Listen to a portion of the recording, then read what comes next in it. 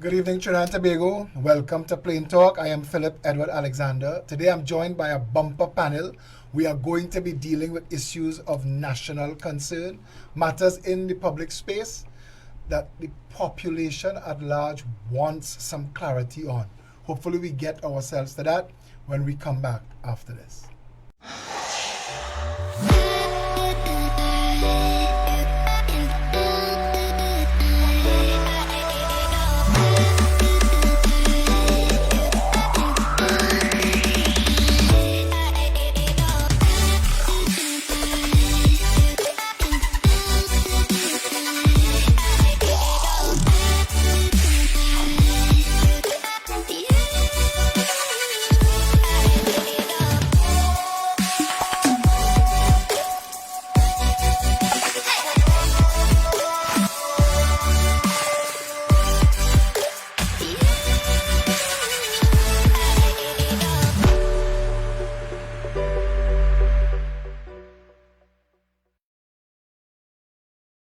We filmed this on Wednesday, 28th of August. Joining me in studio today is well-known social and political activist Clyde Weatherhead, Hi, thanks for having me. Chairman of the Progressive Empowerment Party, Felicia Holder, back from her vacation, Good day, good night, good evening, everybody.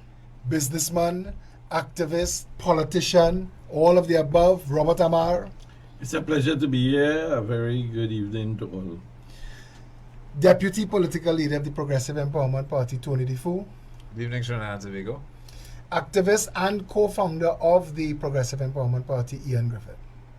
Good evening. Good to be here. Thanks. So let's just jump right into it. Thank you all for joining us on Plain Talk. The conversation in the public space deals with crime, and it only gets bumped out of the public space when something bigger comes along. The bigger issues that are happening right now, the public can't tell the difference between what is actual distraction and what is factual fact. We have a situation where our Prime Minister called a press conference to debunk the accusation, the direct accusation from a national security operative that he was given instructions by the Prime Minister to fire all the East Indians. Now, the fact that Keith Rowley, who is never without his pre-action protocol sidekick Michael Cominer in matters like this, showed up for this press conference without a lawyer. And of all the accusations leveled against Keith Rowley, this one is the most serious of them. Because this, if true, is sedition. And the Commissioner of Police needs to be looking at this. Now, the first question I want to ask is because in politics, like in poker, we learn to look for tells. If you show up without your lawyer to tell Mr. Denny, is his name Denny? Denny. To tell Mr. Denny, what you've said is salacious and defamatory, and we are suing you for a full retraction. That never made it into the press conference. If he did not have grounds to take Denny to court for defamation, are we in a situation where we could believe the accusations could have merit? That the Prime Minister could have instructed a senior operative in this country's national security apparatus to fire people based on race? Robert? I find that a little bit hard to swallow because I didn't hear the conversation. I am concerned based on his history, the way he has dealt with matters previously. Gives me the impression that there could be a significant amount of truth in his demeanor, in what he had instructed. And it really is a worrisome situation in a society like this that has really been very accommodating to the multiplicity of ethnicities that exist. For something like this to be coming at this time, to as create a racial discord in our society. No, but his government, Robert, is backed by a small cabal of Syrian businessmen that have brought a war chest to the politics to make everything sedition. Everything was sedition. Stuart Young accused Devon Maraj of sedition when Devon Maraj wrote to get information on the hostile boat purchase. Sack Maraj is being investigated for sedition, as is Watson Duke.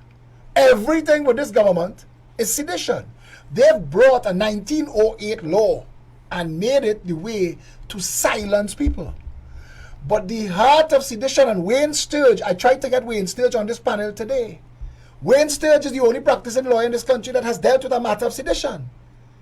And I want Wayne Sturge to put into the public space, because this, if true, is the most egregious example of sedition we've ever had. But just to add to that, that we also have an issue that he entered the parliament chamber over 10 years ago and pronounced about emails that were But we come back to that, given some because that's kind of- treason. Yeah. And I'm saying that his plate getting kind of full. Yeah. And at some point, the commissioner of police is not going to be able to ignore, and anybody could jump in at any time on this one. But I want to I just want to pin this down though, because we need to frame the conversation in the country a little more focused. We need to stop being all over the place. We need to understand that this here, Denny said it, not with parliamentary privilege. We could argue that Rowley had parliamentary privilege when he dealt with Emailgate. And we're coming back to that because we'll never let that go. But how the PNM is handling this accusation. Rhoda Barrett today puts out a video of Denny allegedly climbing over a wall, escaping with some equipment that he took out. Rowley said this in his press conference, that instead of suing the gentleman for defamation of character, they are trying to destroy the man's character, the accuser. They're trying to destroy his character. And I sent a message today publicly, and I told Rhoda Barrett, you could show us a picture of Denny climbing the Eiffel Tower. It doesn't matter. It has nothing to do with if Keith Rowley instructed him to fire all the East Indians in the national security apparatus. And what is strange is, that is a matter that he could have turned the sedition charge, equal opportunities charges. He could have brought everything down on Denny. What does Denny have? Well, I don't know what Denny have, but I will tell you that based on the structure, meaning how the system of police is being developed, Pete Rowley have no ability to fire nobody in the police service. Pete Rowley cannot instruct anybody to do anything in the civil service or in the police service that will fire all quote-unquote Indians. But it was the SSA. And you and I don't know. A lot of it is clouded in secrecy, shrouded in secrecy. And we don't know what the terms of employment and contracts are. But that's a separate issue, Philip. Going back to Reshmi. Reshmi Ramnarayan, Yeah. when she was appointed under Kamla Prasad-Bissessar and summarily dismissed when the brouhaha was made, that shows that appointments in the SSA, the SIA, the NSA are not the same as, say, the police service that is governed by a police service commission. The thing is that the SSA is a security agency. Who hires people in there? Who? No service commission does that. No. And that's the point. That's the point. So You could be fired on a whim. No PS does that. From what the Prime Minister said yesterday, and the two other people who spoke yesterday, because there were two media conferences yesterday, all aimed at rubbishing Denny. character Of Denny. a citizen of Trinidad and Tobago. That is the role of government now. So they spoke about Denny. They went back. The former Who was the second National press Security. conference? I only saw the Rowley press conference. It was the previous security minister and the present one. And the previous one, who was there when Denny was there and who Denny accused of also giving him the instructions. He said, he went back so far as to say, yes, we have questions about Denny when he did a course at John Donaldson. And we're not too sure, but it was not investigated. But I'm bringing it up. No, Clyde, if Rhoda In other words, if I Rhoda could Barrett- come in the public space and bring up anything We're going to without destroy your a shred character. of proof. But exactly. And if it's you- okay. But if you could release video from 2015 and you've not taken any legal action in those 4 years, between 2015 and now, No, but who is Rhoda Barrett? she's a voice of the PNM. But I'm just Yeah, saying. but she's not an official of government. She's one of these leakers. She's one of these social media operatives, these fake news purveyors. Yeah, I understand that, but that she's not- Stuart Young and Faris She's not Arawi a wants to talk member about. of government. She's not an official of the society. Okay, but I just want to focus. So she's putting forward something that she could put forward. I want But to here know what how does she come to have national Well, she has to security explain that. footage? She has to explain that. The crimes are getting to be a lot. I don't know, Philip, if you had seen the judgment between in the High Court between Denny and the Minister of National Security. No.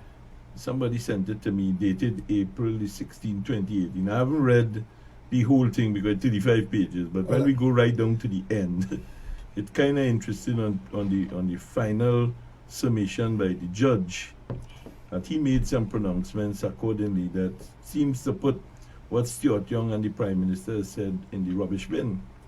And again, I don't know if these guys are paying attention to what is going on under their own doorsteps. Well, they are, Robert, because today on the PNM Facebook page, they put out one of the orders in that matter, which removed the SSA as a defendant in the matter.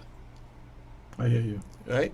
So they were responding to the judgment Yeah, being but Clyde, the exposed. PNM page is a political page. Yes, it is. It is not a government page. And We've blurred the lines. And JTAM didn't understand that in 2010 or 2015 when they signed an MOU with the PNM and thought they could enforce it.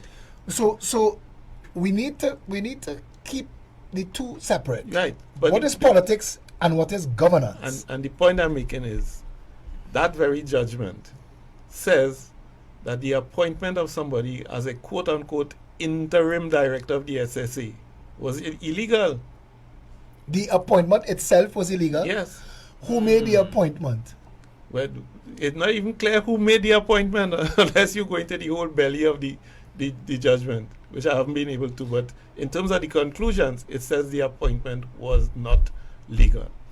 So, and I want to Because there was somebody It's for alleged, wanna a bring Ian for a Griffith period into of the about 2 conversation. weeks. it's alleged that the Minister of National Security at the time made interim appointment. and we've said repeatedly that there is However, a separation an of appointment powers. must be made by the President. That is why the judgment by Justice Mohammed ruled in favor of Denny. So in a society that's 57 years old, under all the constitutionality, we still don't understand due process. Robert, we deliberately misrepresent due process.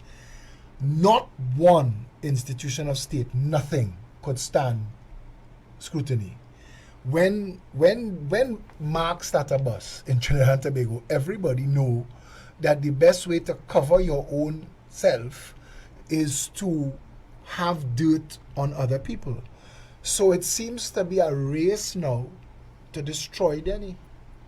Well, and the point Robert just made, and it didn't start now. In the 1990s, while I was at the PSA, a minister of government, the Minister of Works at the time, Colm Imbert, said he appointed the transport commissioner. In fact, he walked into the yard on Wrights Road with the man and say, "We have appointed him." And we took that matter to court, the PSA, and the court found that that appointment was illegal. If you recall, the FIU had a director who the court also ruled was illegally appointed by West. the cabinet. Yes. That was David West. Yes. What a tangled web. The So current head of the Police Complaints Authority was removed as the head of the Financial Intelligence Unit because his appointment Was was illegal. illegal. His current appointment is embroiled in controversy that he was given that appointment in exchange to withhold or change a witness statement in another matter, email gate. Yes. Well, again, as we say, this is purported. I mean, the funny part Anand Ram Logan yeah. was fired. Yeah, because The PNM and its operatives insisted that he be fired because of that accusation. The current commissioner of police is the only witness in that case. I hear you. But you see, coming He back, was the then Minister of National Security. He was fired as Minister of National Security because he wouldn't take guidance from the cabinet to say that he does not know what he knows. All right, Well- but before we really kitchen sink all of these issues, to make an enchilada, your opening goes to point. This emanated on a particular political platform, and it's doing exactly what it's doing in the public domain at Plain Talk. yes. It's a distraction. It has distracted us to the point to invoke West and Griffith going way back. And none of those issues addresses the fundamental issues of the country that's going on. So we need to hear it. Tell him, park it across there. This is the issue you want to discuss. You're going to park up sedition. I don't want to park sedition. The We've parked distraction of the treason. counterpoint. Somebody We said see that's something it. allegedly. The Prime Minister makes an opinion. He never Now said. He there never is- said allegedly. He accused. He openly, publicly, Well, without we- any No. any I think parliamentary this panel privilege. is going to err on the side of allegedly in terms of what is in the public domain. It's a he say. There is apparently, then he's saying, give me 48 hours, I'm going to bring proof. So we are actually engaged in a conversation right now because something was said on a political platform, a UNC platform. No, the Prime Minister responds to it by addressing the Okay, but you nation. see- And then the person You're who right. made But the allegation, with the respect- person who made the allegation says, I'll be back in 48 hours. Yeah, but how do we... I know Clive is going to make the same point. I'm How gonna do make. we get involved in a conversation to that extent, with Okay. that depth, All right. when there is still rolling disclosure taking place and opining on it? I think we need to be Right. careful. But with Just respect, acknowledge- let me make this point. The Prime Minister and two other ministers of government held two press conferences Initiated the yesterday conversation. attacking an individual's character, going back to some exam he wrote which they claimed it was It never now- investigated stealing some and making equipment attacks from on the his airport, character. right. No, But I'm not we- talking about They the also- airport. but stealing the equipment from the airport wasn't the whole sum total of what they Right. said, They said he removed that equipment to facilitate another crime. No, I didn't hear of that. I listened to the two press conferences and I'm saying, here's the government of Trinidad and Tobago deliberately setting out to attack a citizen's character The based two- on the- something the- he said. The two press conferences Okay? by the former. No, let and me the just make this current point, because Minister it's of not the National first Security. time. Let me make his point. There was a young man who appeared on a UNC platform before, and he said certain things. The Minister of National Security, the same one who spoke yesterday, Stuart Young, also came to the public via the media and attacked that young man by exposing his police record. This is not the first time. This will not. And this is a serious thing. On the eve of our independence, we have the government of Trinidad and Tobago attacking the character of citizens because of something they said on a political What is platform. holding this government up still? Clive, A lack, What- a lack of backbone of a society why is is holding this Why government is up. Keith Rowley still in office? Because the people want it so. You have to appreciate that we are not Hong Kong. People in 1.2 million people are in the street. correct, and continuously for the last 7 weeks. The problem is that we have to reflect on Keith Rowley as having to have known, and here is what this judgment said since 18. The SSA Act contemplates that the responsibilities of the director can only be handed over to another person who is appointed director or acting director. The minister failed to comply with his duty under the SSA Act by removing the duties and associated responsibilities from the former director of the SSA and bestowing it on a person who was not appointed by the president as a director of the SSA. The minister's directive was therefore illegal and ultra vires. And that closes the case on this, because Keith Rowley, as the prime minister of this country, who is leading and directing this country, cannot go, even if it is to interfere with a person or character assassinate them. He must know that this is public document. It errs just like he had erred when I spoke with him about the appointment of Wendell Motley. And he told me, tear up the paper, throw it away, because that ain't right. And then he had to come back and apologize. This, as I agree with Ian, who is saying this is just a misdirect. It is to take the people's issues of the current situation of the problem in Trinidad and Tobago, which is where you started. Okay, but where's the problem? The problem is in the whole The reason I went the whole criminal situation. Okay, but in the reason I society. went to the web, the reason I went to West, Ram Logan, Gary Griffith, and all of that, is at some point you have to realize all of these issues, be they distraction or not, are very serious issues in and of themselves. But not in the minds of the citizens of Trinidad and Tobago. If you are running this country based on appointments ratified by judgments in a court of law, we lost at sea. We don't even have systems in place in Trinidad and Tobago where senior national security appointments can be made transparently, publicly verified, ratified in the full glare of public disclosure in the parliament. We don't even have that. Philip, you have to recognize, and I agree with Ian again, we talking about something that no matter how long you and I and the rest of the panelists around this table speak, will have no influence in the change. Unless the people of Trinidad and Tobago does not start to stand up for what is right, we will forever be dealing with what is wrong. And it starts with us trying to bring information to the population that will urge them to start to use common sense or logic. Trinidad and Tobago's population is not logical, excuse me. They are operating in a kind of off-the-cuff situation. Something happened today, like what happened here now. Prime Minister get up yesterday and talk, and everybody get involved in talking. Nobody could say you're wrong, and nobody could say Ian was wrong. Clyde, I just want to say this. Yeah. But the point I'm trying to make is this. When Gary Griffith closed email gate, he said, I closed the gate. I said, the moment you close email gate, you open treason gate. Because you cannot pretend. Okay.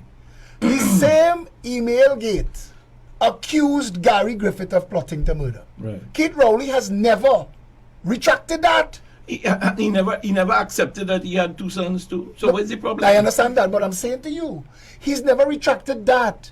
And we live in a country, we keep shoving all these things under the rug. We live in a country where you have a commissioner of police, and I have never stopped saying this. So I sat in the parliament when his appointment was made.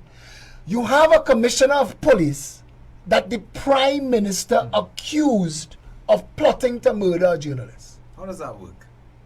No, but you see, How does that really the work? point is, Philip, you said it's not logic. That's not the problem. The question is we have never, as a society, from 1962, established principles. And again, you're on the right that's the point. So let me just make the point here, please.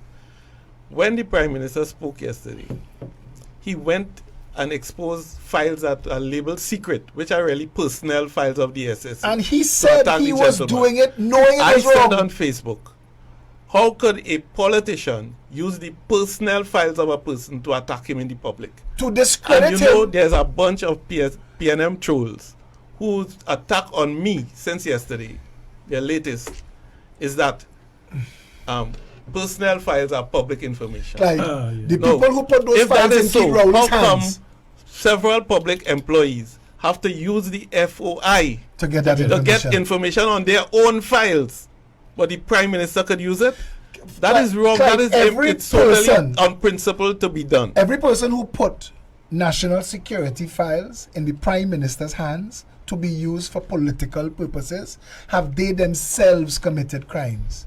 The Prime Minister cannot defend himself in the public space by discrediting the person accusing him. He can sue him for defamation.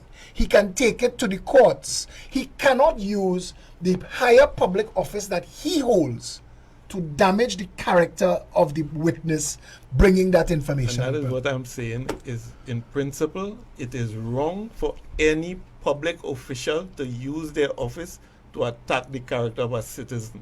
It is wrong. If they did it in Parliament, The parliament allows them to do it, and the citizens could then go and complain to the parliament, and they could record a complaint in Hansard. That's what we have as parliamentary procedure. But when you do it in a media conference, like happened, you remember with Basdeo Pandey and Gordon? He said it in a place that was not privileged, and he was sued. So right now, Mr. Denny, he has his options to Of deal with a course. lot of things. But the issue is What not... do you mean by he has his options? If Denny he could now himself sue is the now Prime Minister being for stuff defamed he by the did. Prime Minister, he can do Of as course. well as two other ministers yesterday. The point I'm making is, he has those options to That choose. happened on the same But day. for the public of Trinidad and Tobago, on the question of governance, after 57 years of independence, if we are sitting and accepting that the Prime Minister, the head of the executive, can attack you or anybody else around this table, attack our characters because of something we said, criticizing his government, Clyde, I want to tell you something. then we are lost in terms of I- I wa- democracy and I in wanna this, say- and I in wanna- this country. And we definitely, because this is supposed to be a Republican nation ruled by law, and that's not what we're getting. That's not what's happening. Does anybody around this table trust this government? I don't think it's about trusting the government. The government is one arm. You acknowledge, he acknowledged, that there is an absence of real systems holding this country up. The day the PNM and the UNC really go to war, the day they really start to bat file for file, there is nothing will be left standing. All of it. All of the secret deals. When the Anand Ramlogan David West deal was made public, Trinidad and Tobago recoiled. When Keith Rowley read Email Gate, and in Email Gate there are allegations that the Prime Minister at the time was going to use the Chief Justice to have the DPP elevated to get him out of the way. That's how politics is played in Trinidad and Tobago. We've blurred the lines. We've thrown ethics out the window a long time ago. If you all agree that nothing of value holds this country up, and I ask you if you trust the government, because somebody has to come into that space, Robert. If we don't deal with it from this position and put actual systems in place, Trinidad is going to end up in a civil war. Well, I do not believe that Trinidad and Tobago will ever end up in a civil war. That is not in the interest of no When one. the money runs out, Yeah. if a budget can pass in Trinidad and Tobago, and the public service, the bloated public service cannot be paid, what you think gonna No, but happen? back up. That will never happen. A budget in Trinidad and Tobago based on the pass the post system will always pass. Even if there is disagreement. Whoever controls the parliament has the say. There is no role for opposition in budgetary decisions. And it will never happen until we get constitutionality reform, where we have maybe proportional representation or a broader aspect of the society participating in the decision-making processes of the country, and we move away from the administration and the lawmakers to be two different people. If we cannot separate the powers between the people who make the laws and the people who enforce the laws, we'll always be where we are. And Trinidad and Tobago, after 57 years, have continued to play its role in the same way. The world is changing. Significant countries in Europe have changed. They're no longer operating under this pass-the-post system. China is the most draconian country in the world right now. And even China can't stop the flow of information from Hong Kong. You living in Trinidad, where a conglomerate owner would like to tax Facebook and shut down social media because But the good part about- his media empire lost 11 Yeah, million. but the good part about it is he don't have the power to do that. But you have a government that willfully, in the face of global retail collapse, taxed online purchases. You see, again, we're moving, So when you say- we're moving too far No, off but when all you the say, things. no, but when you say, because I want to keep bringing it back to the actions of government and use that, I still want to ask you, if there is any real systems in place in this country, regardless of whether it is distraction or not, what Denny said suggests the Prime Minister is guilty of sedition. And therefore, the only person who could take the action for the country to benefit is Denny. Denny must now be able to say, this cannot work. The same thing Clyde is saying on that side here, what the time has come for me to stop this. And if he's serious, have evidential proof and have the fact, he must now file an action against the Prime Minister for defamation. Was it DPP's And role here?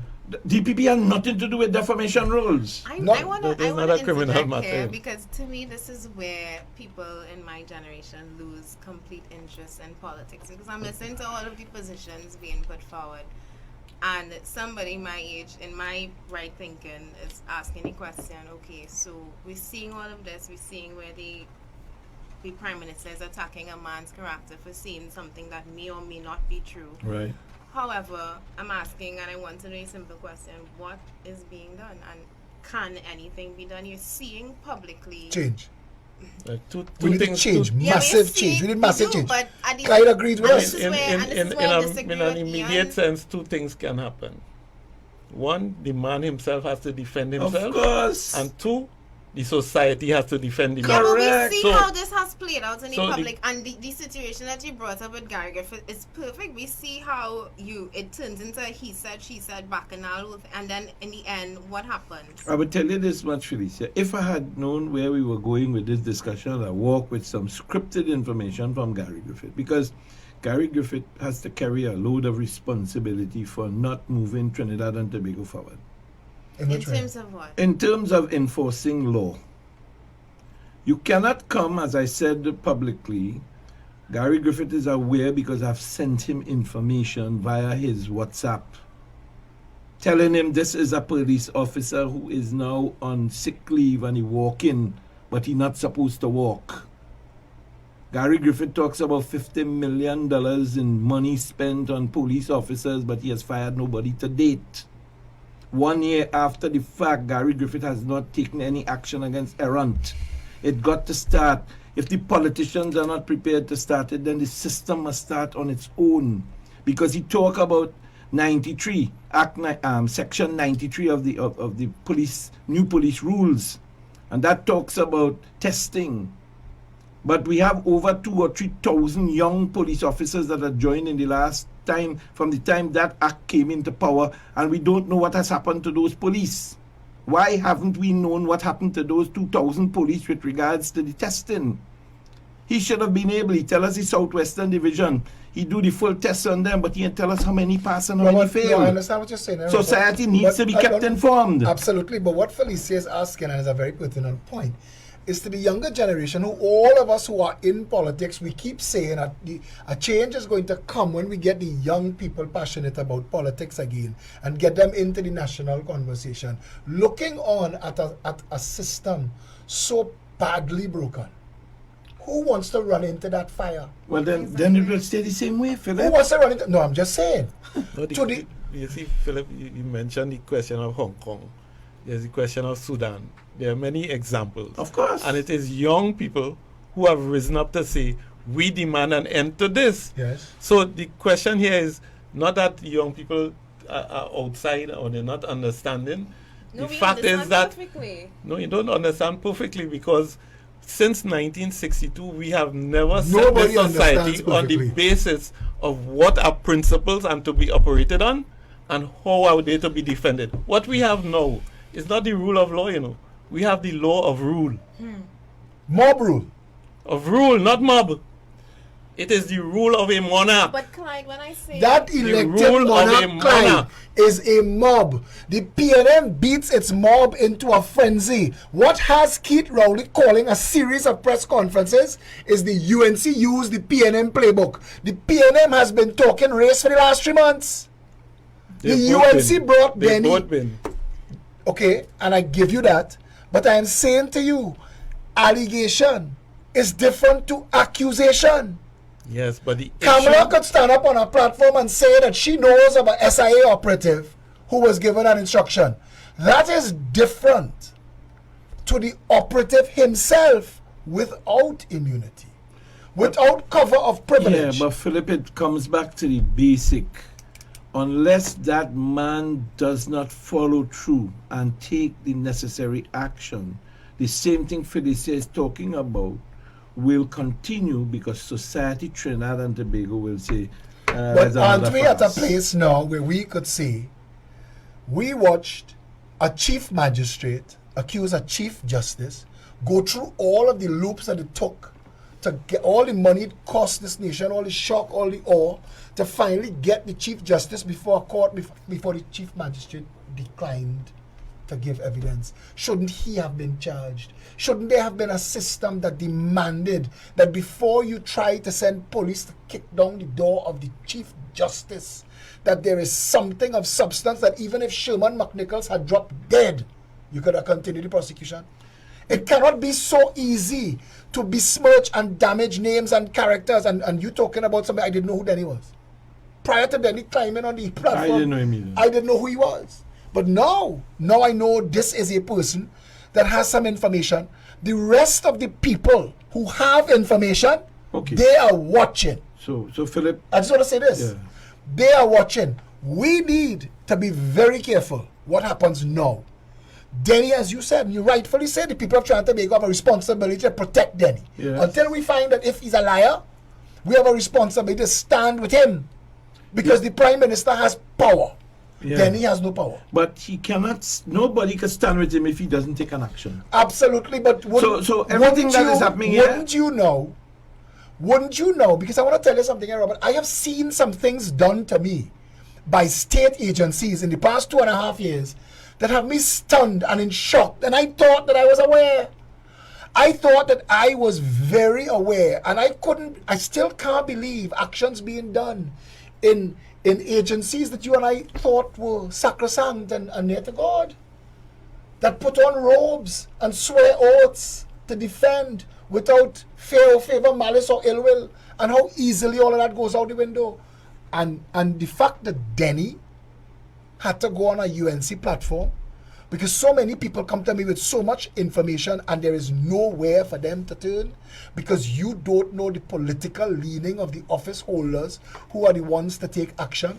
Let us accept that there are issues in regards to that loyalty to a political party, whether it is one or the other, when the institutions are developed. Let us say that the present party have more institutional capacity of people that they could clone or advantage because of the number of years they've been around, and therefore they have an affinity. But let us look at another issue that is almost similar in nature with the Chief Justice and Julian John. Now, there's an article that was published a year ago where he said that he would take the opportunity to look at issues of people who are needy and make a recommendation to those who are in charge to get homes for them. And the two people who he made a recommendation for, out of which we don't know the rest, and Julian John knows it because he said he wrote her and he found the letter. And today, Julian John, just like Denny, has not come forward and spoken the truth to this country. Yeah, but you need people in public office that could get past personalities. Julian John shouldn't be the one to say. Denny shouldn't be the final repository of that information. Right now, the Commissioner of Police should be interviewing him. You are making an accusation of sedition. No. You know, Philip has used this accusation of sedition, and he has used That's the what accusation he of, said. Yes, I hear. Interviewing who? Rowley? He should be interviewing Denny. But Denny really is defamation more than anything else here first. No. The lines between sedition. Defamation is a civil matter. Right. Sedition is a criminal Yes, matter. but I am saying at this stage, and I don't know if the rest of There panelists agree, is- this is borderline maybe, and it's more leaning towards defamation Right. because you have a man get up in public and say, you do this, you do that, you do this, You you trying do to that. tell me that this accusation is less than what took Satmaraj before the courts, or is threatening to take Satmaraj before the courts? Satmaraj's ridiculous statements, be them as they may, are not as seditious as this. And I'm saying to you that a man has made a statement that accuses a sitting prime minister of a serious criminal offense. The Commissioner of Police needs to be involved in that conversation. Philip, the Commissioner of Police And, not you getting know, involved If I in just interject, it may be better for an attorney, if present, to opine on the difference between sedition and defamation, because none of us are attorneys. Yes. Well, I am. So let me Well, just make Let the the attorney point. speak. If you or I make a statement about anybody that is false and it affects their character Right. and their reputation, they can sue for defamation. So Okay. then Danny should Okay. be suing the Prime Minister. And equally the Prime Minister could sue The Prime him. Minister could sue Danny. That's the point. So, the Prime Minister's but the first other press point is conference that should if- have been a lawsuit. If I make a point attacking a whole segment of the society in order to create division in the society, Right, that okay. is sedition. All right. That is the basis on which Sat Maharaj's TV studio and his radio studio was searched Raided, by the was raided. police because he said something about Tobagonians, Black Tobagonians. right? So we don't know publicly, and this is something that has creeped into the practice of the police. It happened with Marlene MacDonald. It happened with Anna Ramlogadende. It's happening with Watson Duke. What is being arrested for questioning to further an investigation? What is that? I hear you. You're not arrested to be charged, you know. Yeah. You're arrested to for be to questioning. further an investigation. Yeah. In Marlene MacDonald's case, a 6-year investigation. So the police have to arrest you to finish a 6-year investigation? I don't think And so. Clyde, and that is again. So what I'm saying is, Philip, when I say we are not dealing with the rule of law, we are dealing with the law of No, I rule. get it, I get What it. we are dealing with is a society in which, for 57 years, we have built no institution worth its name. Because what we are operating is the rule Power of of the the boss. monarch Yeah. who is directing what is to happen, how. Put in power and upheld by a mob. And the problem is that for 57 years, we did not deal with this question. With the institution. And we have to deal with it And if I we are agree. to go forward Yeah. as a society. But how do you go forward as a society if you've broken the society into two mobs based on race? You form a political party and you go on the media and the media is asking you, who's your mob? Who's your mob? Because when they ask you, who's your base? No, well, the media. When the media are asking, playing no, the no, game. no, but whether they're playing a game or not. You see, This is- there's whether a they- mob that is not in those two mobs. You go back, 1971, election boycott. The PNM became the government with how much percent? 100. 33%.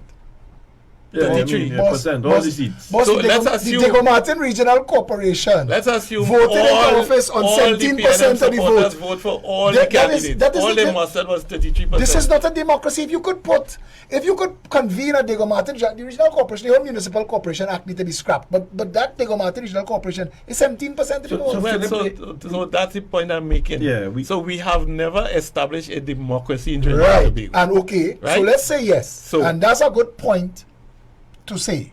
But I'm saying to you, if that is the point we start at, I'm not even caring why, you know.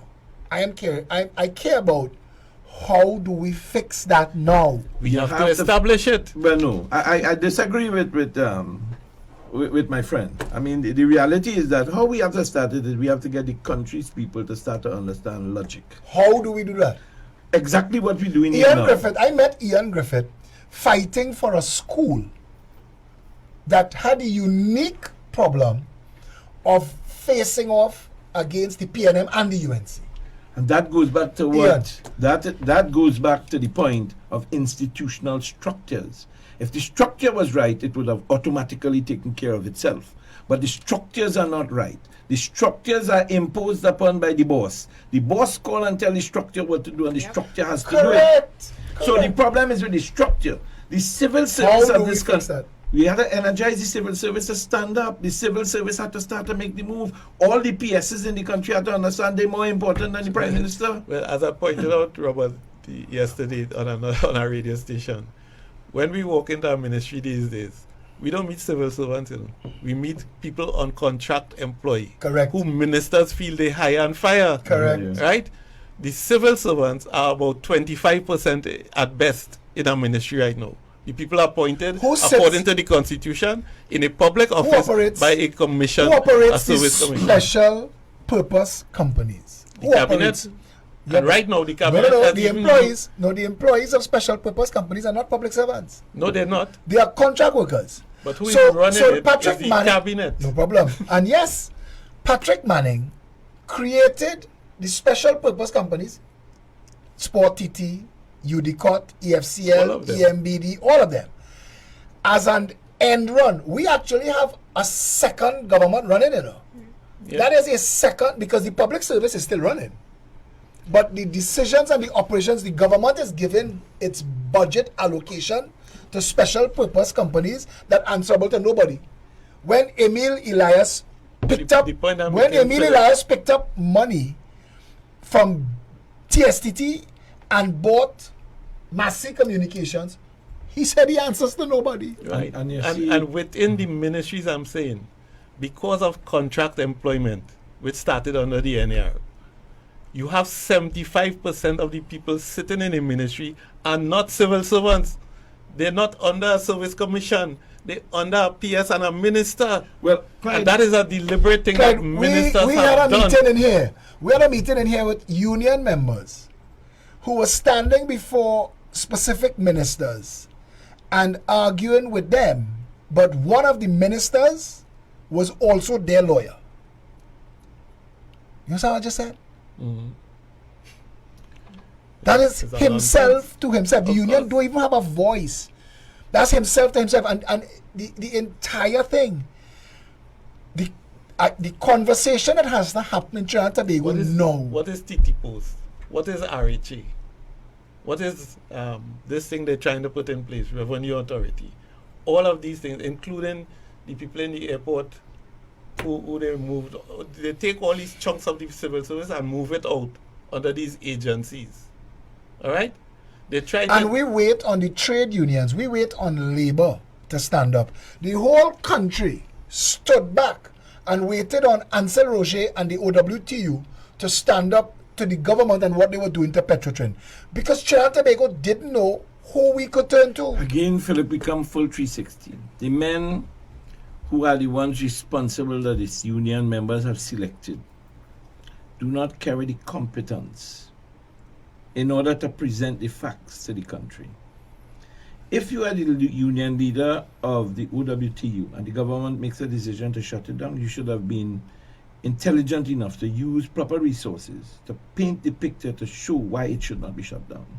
To date, that has not been done by the union. All the union went and do was browbeat, Well, sit down and talk to the prime minister, work out and say, well, okay, we're going to do A and B, but we have seen no empirical information But to the support. Minister of Energy appointed NIPDEC of all companies to find the security agency to replace Petrotrin Security for the new arrangement. Philip, Oh, I just say, yeah, no I disrespect. just said- That is a little salt down in the bottom here. No, no, no, no, no. The No, bigger but that issue. can be solved because that's outside of NIPDEC's remit, first of all.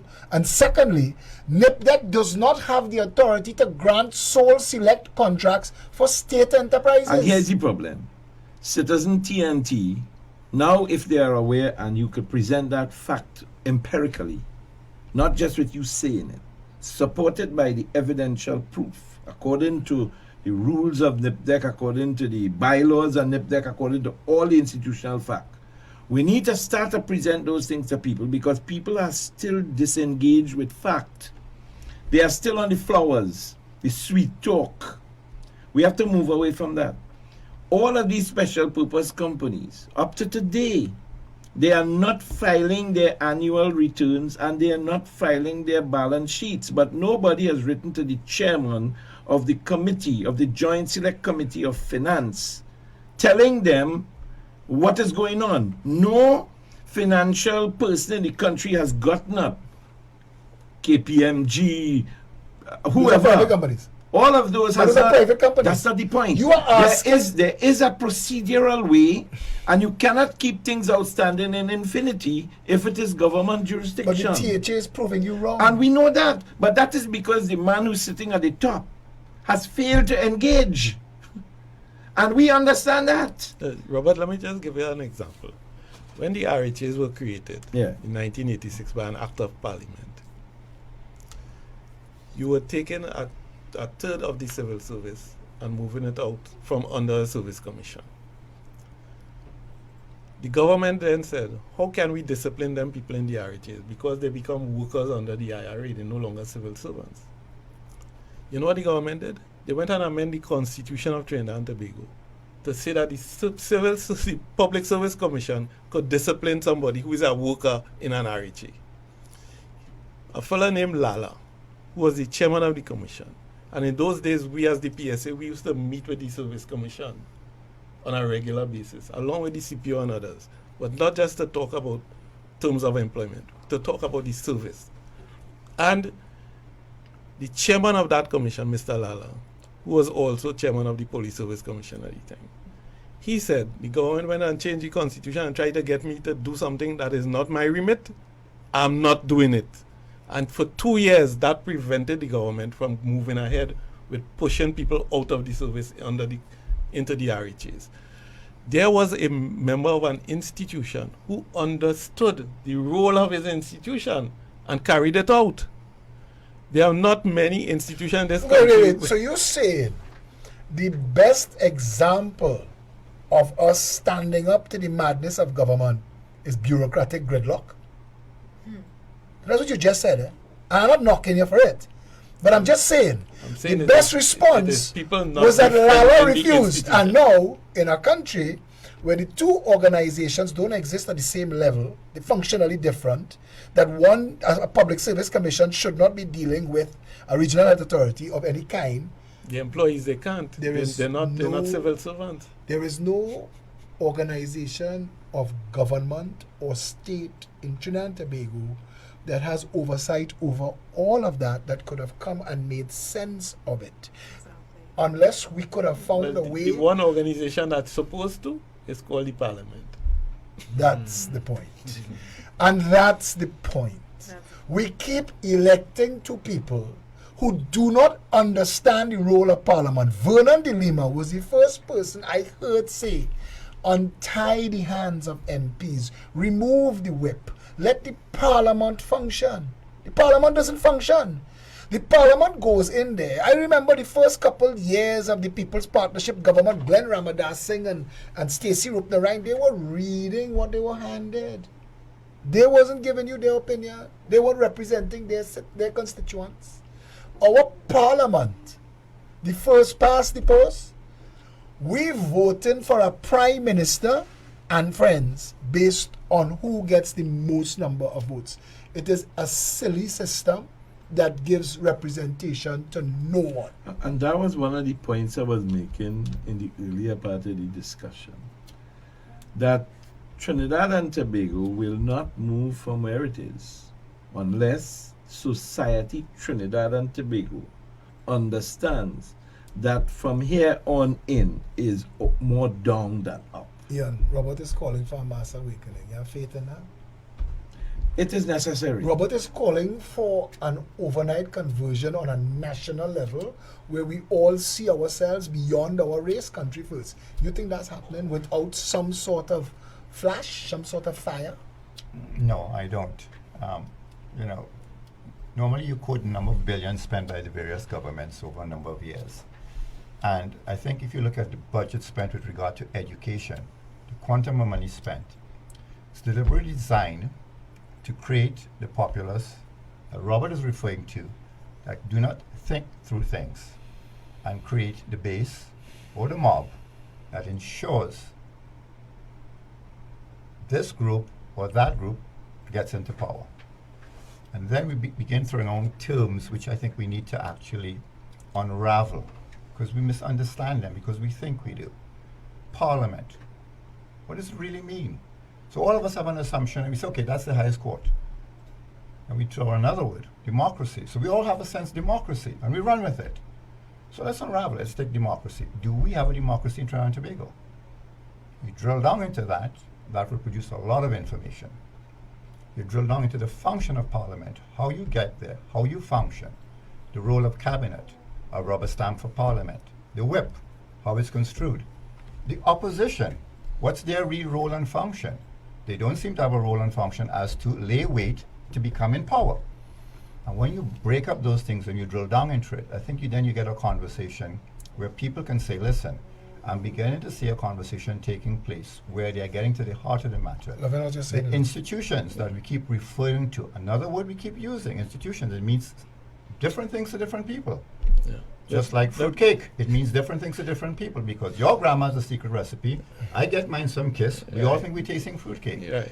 Institutions, were they really designed to deliver what they're delivering, or were they deliberately designed to do exactly what they're doing? And So if then we this is the problem. understand that, if we understand that institutions that we're talking about that are parallel, sub-parallel workarounds, we begin to understand that, listen, we are trying to fix a problem, looking at the institutions that they exist, but not first looking at the fact that they weren't designed to do what we think they're doing, and then we try to fix it. It's not understanding the problem. And If you're going to go for chemo, you must make sure you have cancer. Absolutely. You don't want to move Yes, above. they should. Or the But common cold. But the point you're making, and I wanted to show you, the thing that I pulled up here to give to him is that this then is the problem. But we know Let- that's the let- problem. let me- That- This is the problem. let me The take Constitution of the Republic of Trinidad and Tobago that started, whereas the people, I want to find the exact comment, whereas If we were doing therapy, all of us here, for some sort of issues, you know what you call that? That's an enabling document. the Constitution of the Republic. Yes. So it who is enables the, any and everyone to go to that document and divine and opine on anything and confuse everybody simultaneously. let And me that is why it's not going to be amended, because the day you straighten that out, Is the day we start seeing the I country want moving in to- I that want to so direction. connect nobody that. wants to correct that document. whereas I want to I connect just want to say that this. with Whereas it starts, whereas the people of Trinidad and Tobago. Who is that? right. Who is that? All right. You With and the I. people of Trinidad and Tobago. Whereas the people of Trinidad and Tobago, everything that is this constitution, 1.3 million people who priest- make up the body politic of priest, Trinidad and president, prime minister, police, all of them answer to the people ostensibly. Is this document, you're a lawyer, is this document functional? This is our supreme law. Law. Is it functional? and it is functional in the way that Ian was just set up. described. Right. Functionally The question is dysfunctional? Exactly. what were the institutions created in that document? What were they set up for?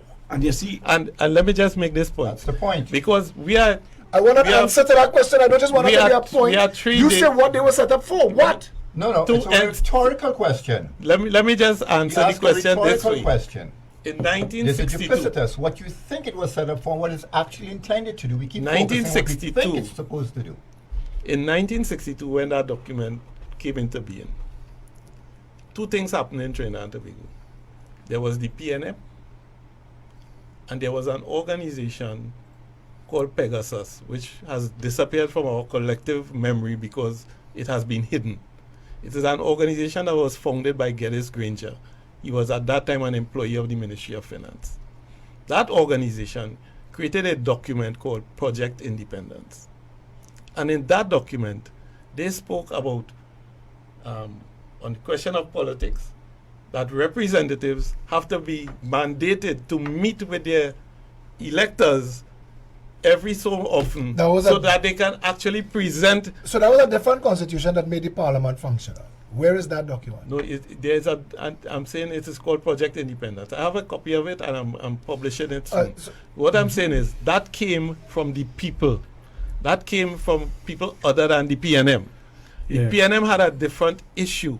So in 1962, rather than the people of Trinidad and Tobago being able to settle what it is we want Trinidad and Tobago to be and what we need to run it, the PNM said we alone could decide that. That is what happened. The Well, withdrawal of I don't want to lose, you know what I'm saying? I don't want to lose the enthusiasm of the viewers. If we go too detailed into those things, people tune out because it starts to feel like you're standing in front of a tsunami of wrong. Trinidad and Tobago is getting to the point where shock doctrine that has been used for so long to facilitate so much of this wrongdoing, what he said, because I've said 1962, when they lowered the Union Jack and raised the red, white, and black, nothing changed except massa. Nothing else changed. Because- all that was going on in the back rooms, Clyde, right massa- ahead. Because the massa who came in simply maintained Embrace what was the existing. status quo. And I'm saying what was there, going was on a, in the there was a What? challenge to that by the people in the form of Pegasus, and the massa suppressed it. At this time, because we were discussing the question of what is to be done at this stage. And Like just as the who people then- stood up then, and the people stood up Okay. in 1970, in 2019, unless the people stand up and Back- say, back to the point. But- we okay. are going to make the change, Who makes then up? it is Okay, not so I want to done. ask you this, Mhm. because I want Trinidad and Tobago to know this. If the backroom boys that were operating the nation state in 1962 was the same people August 30th, September 2nd, who is Massa? Who is Massa? You see, Philip, I don't want. You can't duck that question. No, I Because- have and I- to sidestep that No, question but because let me I just think put it on the it's- table because I want and you can jump in that. You can jump in that because I want people to stop and think. Somebody or some group in Trinidad and Tobago, Clyde, went ahead. Were you anywhere in government when Justice Scott did the commission of inquiry into the drug report? No. We live in a country where a properly constituted commission of inquiry's judgment could have been swept away. And I just want to know, because you can't fight this without knowing the agenda of who you're fighting. Felicia wanted to say something. No, well, you asked the question, who is Massa? And in my opinion, it's everybody who's benefiting from the systems being as broken as they Those are. are upholders. Those are enablers. Massa. There is a group. There are people in Trinidad and It's what Tobago. we call They- nowadays the 1%. Well, I don't aren't think those it's- the ones benefiting. I don't though? think it's just the 1%. I think that there is more. I think that there is deeper, and I think that we have to have that conversation. But Robert, say you want to sidestep it, sidestep away. Listen to me. 1962, I'm a young guy, so I haven't read anything at that stage of my life. I'm following from the doctrine of the seniors. When the Trinidad and Tobago independence took place, it was set in the background that we are a democratic society, every creed and race find an equal place. That was the preface. That was the whole long and short of the thing. At that time, the society was less educated than we are today.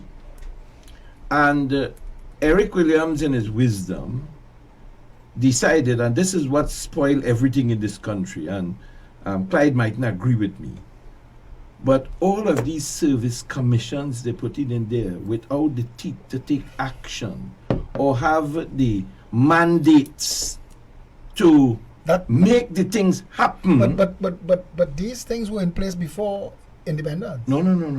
A lot of this bureaucracy that just continued. Yeah. A lot of our law just continued. Okay, let's accept that. The reality is that in order to keep the systems running, Police Service Commission, Teaching Service Commission, Prison Service Was that a Commission. deal that Eric Williams made? It was not a deal. That there would be no substantive change because somebody had to be the architect. Eric Williams was a historian. No, it is an architect of putting it together, most likely based on the way it was structured to keep the thing where it is. My point to you is that those structures. Ian just gave me a knowing nod. What does that mean? It's 100% correct. He's correct. That is where the problem is in Okay, Trinidad but and Tobago. But hold on, Philip. We have to face this now. Talk away.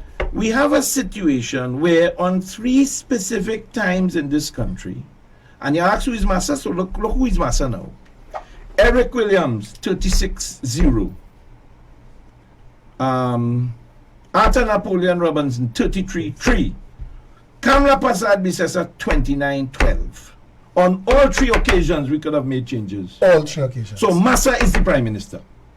At the end of the day, whoever run this country... Wait a minute. I want to show you why you're wrong. No, I'm not wrong. By saying that the Prime Minister, but I want to ask you a question. Uh-huh. Who owns the pitch lake of Trinidad and Tobago? The people of Trinidad and Tobago, but... Where in any document have you seen? Philip, that is a question that has to be made public by an opposition that is sitting in the parliament that has the due course of asking So you see in what the I'm saying? parliament. You understand what I'm saying? So you say So somebody else. Massa, So but there should be somebody that I could go to. I called the Until betrayal. And I such- use that as an example. yeah, but you're making this as if though you believe that by us talking now, this thing will just flip the script Not and at all. tomorrow morning we'll see it Not happen. at all. But what I believe is this. that a lot of people, and a lot of times you talk, I talk, Clyde talk, Ian talks, and I know that a lot of the work the Progressive Empowerment Party is doing, people say, because he was correct, people say, you know, I didn't know this. Somebody in our party, a guy by the name of Challoner Birchwood, coined to me the phrase that Trinidad is a plantation. It's not a democracy. It's a plantation. Discipline, tolerance, and production are watchwords Of a factory. of a factory. This is not a real country. Robert Amar, you could say whatever you want. You can have an extra hour. I wanna put this in the national record. I have said for years, this is not a real country. Pushing to get a response. We understand now that there are other people, because you've just shown that we've had 3 occasions when prime ministers with absolute power over the constitution could have fixed it Of course. Including all the service commissions. and chose not to. And chose not to.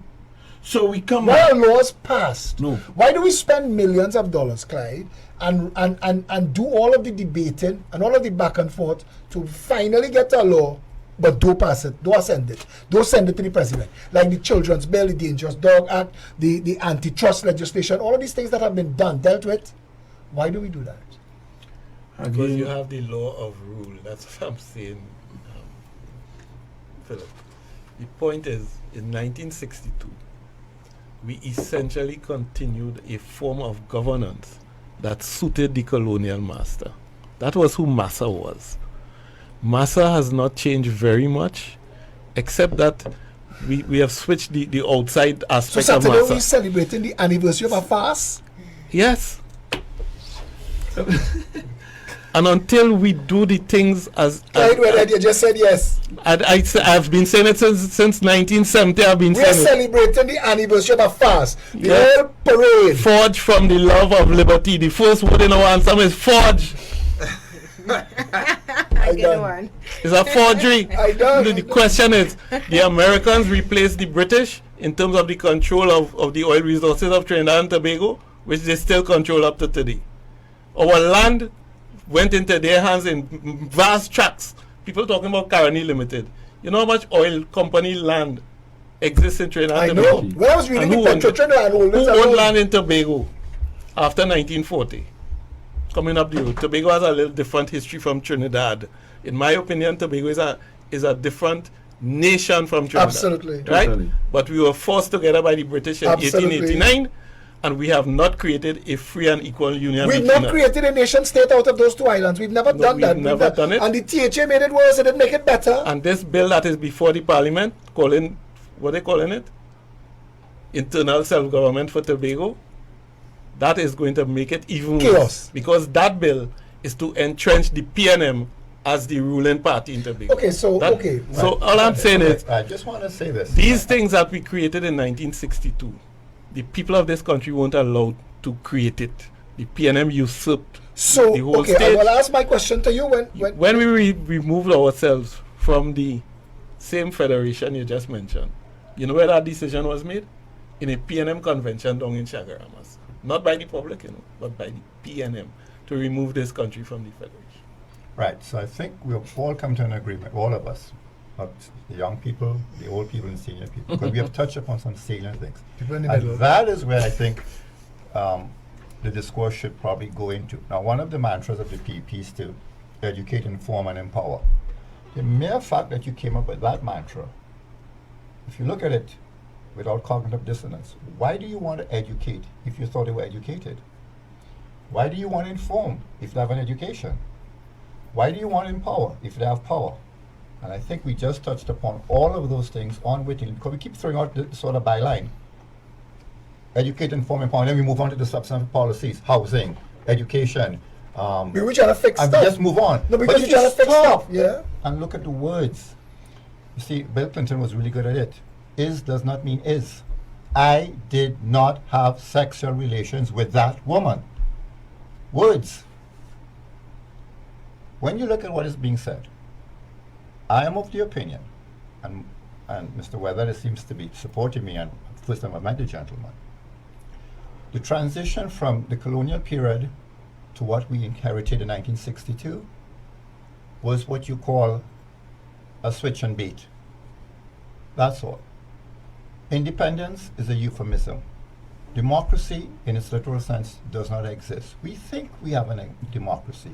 If you really think we have a democracy, get all the polling results, see how many people in this country vote, see how many people vote for that group and this group, and see how many people are really making a decision to put 41 members in parliament. Ask yourself, that's a democracy. The numbers statistically, and Mr. Amar is very adamant upon stats. That is not a democracy. But his point, right? That until the people, his point makes your point. The institutions that we inherited, we tweaked, we renamed them, was done specifically to provide continuity. And we believe it's something brand new. The PSA, the this, the that. But there is a word you keep using, and I don't think you understand the gravitas of the word. Right? Everything needs to be demolished, broken down, undo and redo. Undo and redo. Now, once you purchase an old house, how many of us are going to sit around here as investors in the property and have an hour discussion? Once we get there, everybody says, I've got a 6% investment in the house.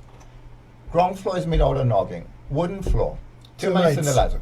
If we sit and discuss, it was built in 1500. It has some beautiful fretwork that the colonial did with handwork. Mm-hmm. Now, this gully is to take away the rainwater with the sewage water to the system made out of rivers. That's exactly what we are doing. Somebody gets up and says, you know what? Where is Ramdeen with the backhoe? Yes, I hear you. Jealousy kills. That's the tagline on the truck. You bulldoze it, you bring in a crew, you build a foundation, you go up.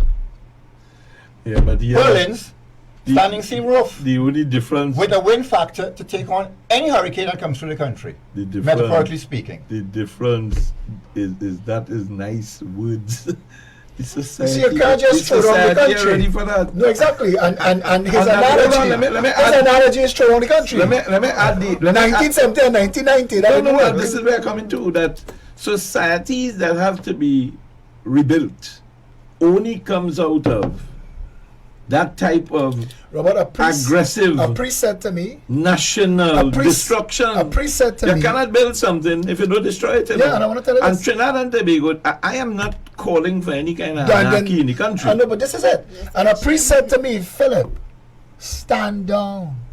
They are going to need people to rebuild this country. Stand aside. That all of this is going to come to a head. Robert, everybody seeing it. Your Minister of Finance tripped over his own ego when he said it to the IMF. When Colm Imbert said, they ain't riot yet. Yeah. When they sent to order the 20 locker buses, how much they bring in? How much buses they bring in? You see, they have mobile the refurbished buses, they detention buses. So the Black Maria is gone. So we have buses to arrest people who protesting. That is where we're going now. Well, we come back, that is in the hands of a man called Commissioner of Police. Not at all. No. Yeah. No. It's not just him, because they only appointed him for 3 years. Not at all. Gary is in a dangerous position. They only appointed him for 3 years. And I know, I'm not picking up for Gary at all. I'm saying to you, this government and the architects behind them, I know that they're using Gary's ego. Because Gary's enjoying himself. And the more media you give Gary, the more successes you give Gary. And I mean, he's a good guy. Gary's an enjoyable guy to watch, enjoy himself at that level. But I'll tell you something. He could be being manipulated to allow for the very police state that they're building. And Gary is just the face. When did you think that they would be using a commissioner of police to do tourist videos for Trinidad and Tobago? They're using him. Yeah. They're using Gary's popularity numbers to hide their nefarious intention.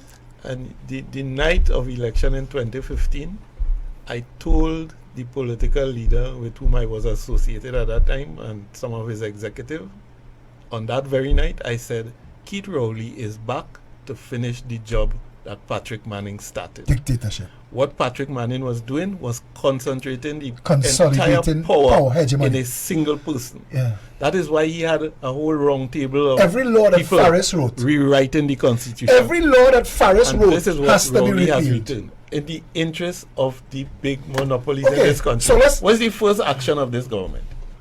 Pressure They wash. they fired the governor of the central bank and restored the monopoly on foreign exchange to the banks. That's the first action this government took. Well, before I'm taken to one of those specially retrofitted buses, I just want to go on record that I wasn't asking for anarchy.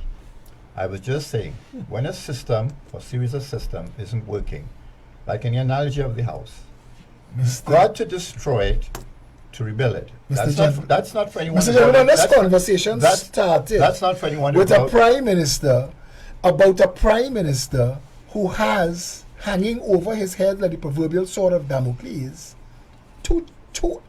an allegation of treason and an accusation of sedition. And nothing is going to come out of any of those I things agree. because we already articulated and expressed our views about the failed institutions. I we do inherited. not like to say that. I do not like to be part of a conversation where people say that. I believe in the power of the people. I want to say that social media is the great equalizer. It is a liberator. It is changing the game globally. The face of the world is changing. Not in You Trinidad and cannot Tobago. get more than We are all you stupid. cannot get, Yeah. you cannot get more I than accept that. Take it from me. you cannot get You more can fool than yourself you cannot Sorry. get more than 100 people to come out. to march Yes, for what you are addressing. correct. On the proviso, 50 are paid, 25 were in juice, and the other 25 are securing their jobs. So should But we stop? Ian, but can you get them to make an informed decision in the polling? What we said earlier that we don't have a democracy, and I agree. PNM, UNC, PNM, we had an ad running on radio. How is this a real democracy if you're voting for these same recycled politicians over and over? But if we are here educating, empowering, and informing them, if we are here giving them options, if we are here telling them what is wrong, showing them how it's wrong, we might not get them marching in the streets, but can we wake up Trinidad and Tobago enough Well, let me tell you, you to could have wake them up. make an informed decision? You could from- wake up Trinidad and Tobago if we seriously start now by taking a lot of the physical evidential proof we have in graphics. When I say in graphics, Sabga want to close down social in media. no in Sabga want you to only get it to the Smartphone, people through social Guardian. no in sound bites, and we ply the country left and right with it. You see, a lot of those people who live in those areas have not heard Keith Rowley make his statements, you know. And there is no media house that is getting out there. We don't have the empirical information of understanding who listens to what radio station, where and how, and who listens to what Ian- television station. Ian And Griffith says it is impossible. Robert Amar agrees. I- Right. No, I didn't say it you're impossible. misinterpreting it. You're You misinterpreting it. just said, No, just that's not what I said, said, I though. can't get 100 people to Do march. not But do I like could- Mr. Smith on the way to Washington. Don't filibuster. Don't Do you filibuster. think that we could fix this? We can fix it, but we have to have an understanding what it is you want to fix. Appealing to the sentiments, informing, educating, and empowering is not going to be, is part of the process. There is something more fundamental. Let me ask the question It's different. the educational Let me ask the system. question No, ask it different. Let me answer the way you ask it. If you don't like the answer, then reframe it. I'll No, reframe the I- answer. I want- You reframe the no, question. no, I'll I just reframe the want to answer. know, is it hopelessly Don't fill up doomed? Mr. Dr. Is it Smith. hopelessly doomed? Mr. Smith to Washington. Is it Ever hopelessly saw that doomed? movie? He Is it- talks for hours. Is it hopelessly doomed? You want definitive and specific answers for very complex problems. It don't work like that. But Sparrow sang what we're talking about. Sparrow- Yeah, but it 10 didn't change years ago. nothing. Exactly. So my point to you is that But there if is a, Sparrow sing about the brown paper in the hospital and that public transportation not working and public health is a disaster and the twin icons of corruption. If Sparrow sang about that, and the people say, 40 okay, years You are ago. actually validating everything that's being yeah, said. I'm not fighting it. I am trying to get us to a Okay. point where we know. So Philip, I've said this once, let me say it a second time. The transition of agitating the population would strongly depend on using technology, carrying the message throughout the country, not in pockets. We need to take a weekend, and if we have 41 constituencies, we need 41 microphones with the same message played in the 41 constituencies. Here is what Keith Rowley said about ABCDEFG. Here is what Stuart Young told you about so. Here is what has happened in the parliament on so date. Start paying attention. We're coming back next week to tell you more. Not too much. Same point you make. If we give them too much, they get turned off. This is a 5-minute or a 6-minute kind of interaction in the society. So you don't think it's hopeless? It's not hopeless, but it requires an action that requires multiplicity of things happening at the same time throughout the country. You cannot go and put up a platform in Diego Martin and go up and start talking and expect the whole country to listen. Let's need what is called simultaneous action. If we start doing something like that, then the people get informed and they're looking, it's like a soap opera if you want to call it that. But next week they're looking to see where I'm coming to tell them. And the following week they're looking to see where I'm coming to tell them. Strategy. And somewhere down the road, what is going to happen is people will say, wow, that's true, because now they start paying attention. The empowering starts. But we can't empower without carrying the information to them. 41 microphones, 41 sets of messages, every place including Tobago hearing. The THA accounts has not been audited. Did you know that? What is happening with you as a citizen of Trinidad and Tobago? Are you caring about this? Do you know that you're supposed to make sure that these audited accounts is done every year? That's such a good idea, but what about if next week they tune you out? How they tuning you out when it's your microphone? Because they're fighting the truth now. No, Listen to what Clyde tell you. Listen to what Clyde tell you. You are putting information, Robert. We do this You non-stop. are in control of the vehicle. This is not about you going on the radio or the television. I'm talking about direct intervention in the community. Clyde, you think that will work?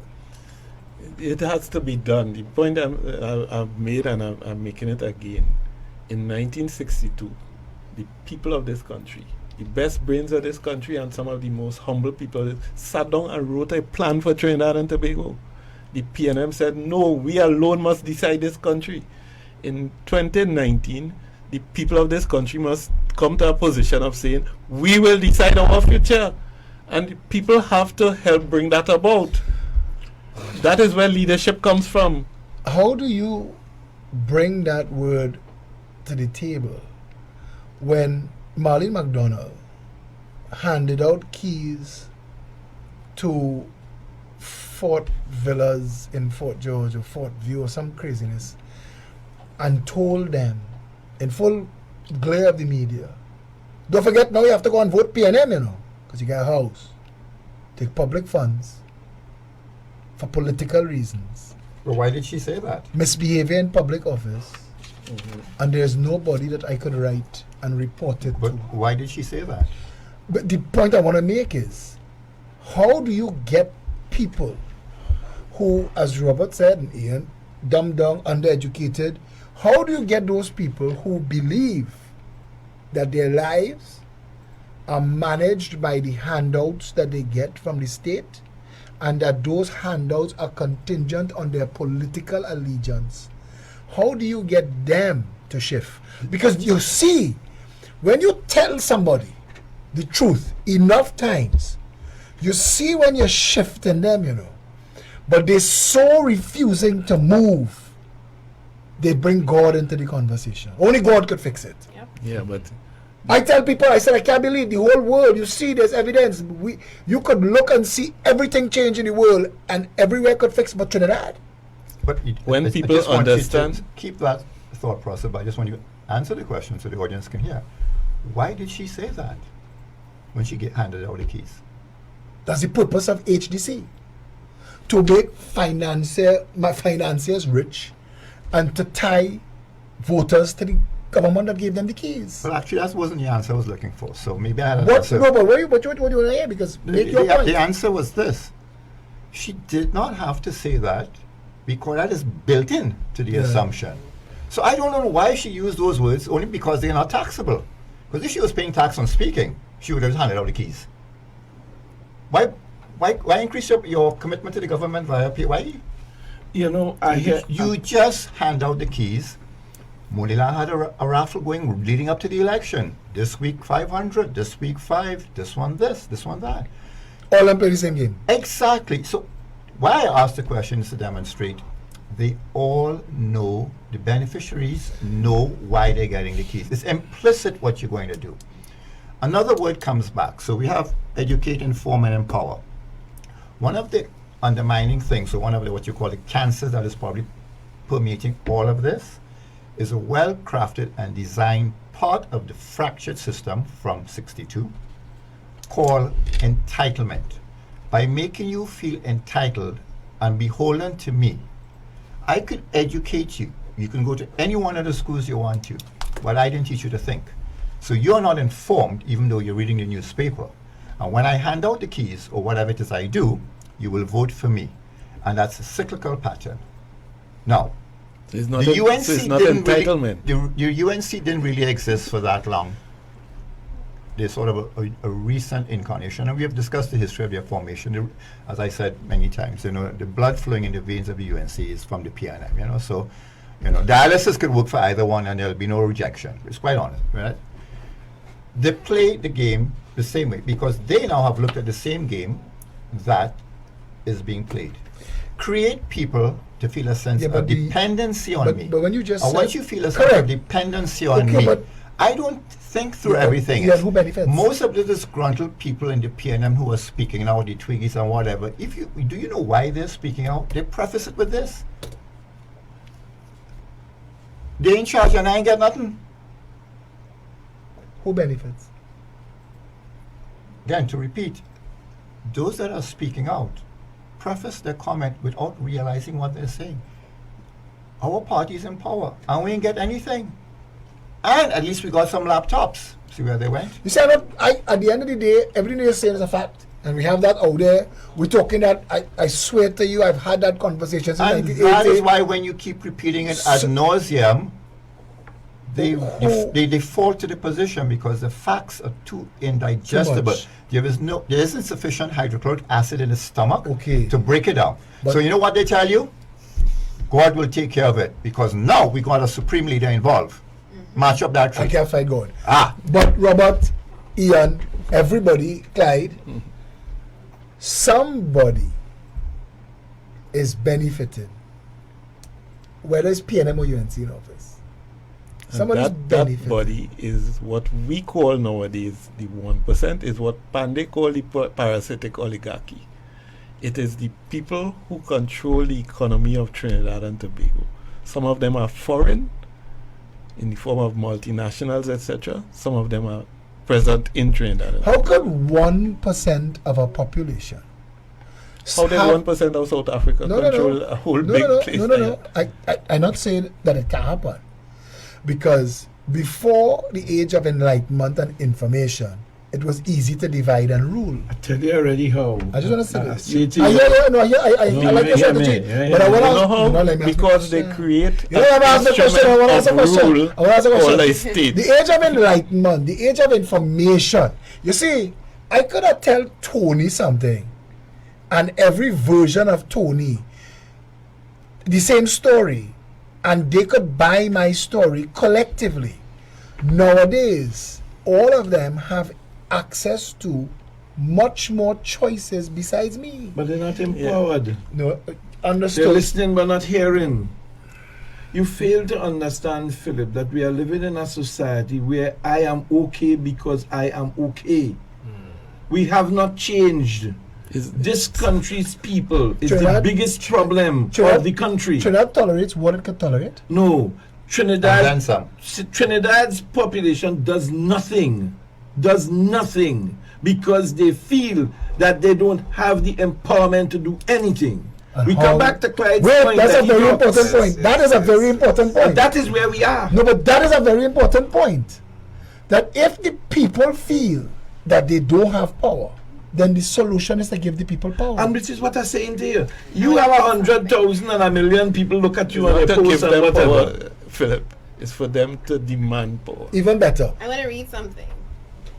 Clyde might recognize this. Without the empowerment of the citizens, the electors, in relation to the elected, there will be no change in the political culture. The political culture is a function of the political system and who exercises political power in the society. Without understanding that changing the political culture is impossible without changing the electoral and political processes, will only lead to more buzzwords devoid of real content about new politics, new political culture, new society, with all the fundamentals of the old intact. It was actually something that Clyde sent to me on August the 20th, and I just thought it was very And I fitting. just want to take Ian's word, entitlement. That word is really ingratiation. It's not entitlement. I, as a human being, am entitled to the product of this society because I contribute to creating it. That's my entitlement. That is my right. But when you tell me my right depends on you, the PNM, and I owe you because you give it to me. I was saying entitlement. You're not, I was saying entitlement. so what you're really selling me is that I must be ingratiated to No, you. when I said entitlement, and I stand by the clarification, what I probably said, when you say entitlement in the case of the handing out of the keys, I was talking about a dependency. You are entitled to this from me. You vote for me, you toe the party line, don't think about anything else. Then you become dependent on me. I will give you more. You vote for me, I go into office, So you then get on with your life. Twiggy says, my party in power, I should be getting something. Right, so Lloyd Bess, And the the UNC plantation says, economy, here's what you should get, a laptop. right, he has, Not you should have more rights over the elected people, you know. You should get a laptop. Lloyd Bess has a treasure trove of information talking about the plantation economy. Unfortunately, he's not with us, because if he was here, he would articulate it. And it can be read, and it's very germane to the situation we are in. And maybe the party should take a look at revisiting some of the thoughts he put there. One of the most brilliant minds this country ever produced. I want to ask a question, right? I don't think we could consider this the closing question, but everybody could add their input to this. Is it that there is sufficient impetus or evidence that suggests that if we invest more in educating, you want to do 41 constituencies, somebody else might say 1,000, throw $10 million behind educating, whatever. Is there evidence to suggest that educating the people at this point, because it's 57 years now we entrenched in this madness. I mean, the first generation or two, I think they might have been seeing the nonsense as well as the dependency growing and may have had a choice then. But the people who've grown into this institutionally broken country, because nothing works, is there evidence that suggests that we could retrain how they think to get them, we could empower them, educate, inform them to the point where the masses start to see themselves and the country? Or do we have, is it too late? I'm asking us two questions in one. Is it too late? Or is the Titanic bound to hit that iceberg, no matter what you do, and then you deal with the damage after? I think, Philip, you have to understand that the reason why Trinidad and Tobago continues along the path it is continuing is because we operate in what is called the divide and rule syndrome. That has continued from 62 up. We are at a point where we have spent time in trying to build a new population, younger people, who supposedly with the character of education and understanding is at the point that they are more informed than those of us in 62. But it also goes to say that while they are more informed, they really are more reactionary than action-oriented.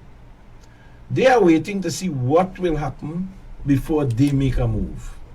And there is nobody causing that. And I say this to tell you that at the place we are at now, which is that I think the society is getting to the boiling point, we may see something that unfolds that none of us would like. And that is already rearing its head with the level of criminal deviant behavior that we see taking place in the country with impunity. Nobody cares about nobody anymore. When you see that a society starts to kill its old people, you have to tell yourself we reach. Okay? The young people of Trinidad and Tobago will be the savior of Trinidad and Tobago, but the young people of Trinidad and Tobago have to decide whether they want to save Trinidad and Tobago.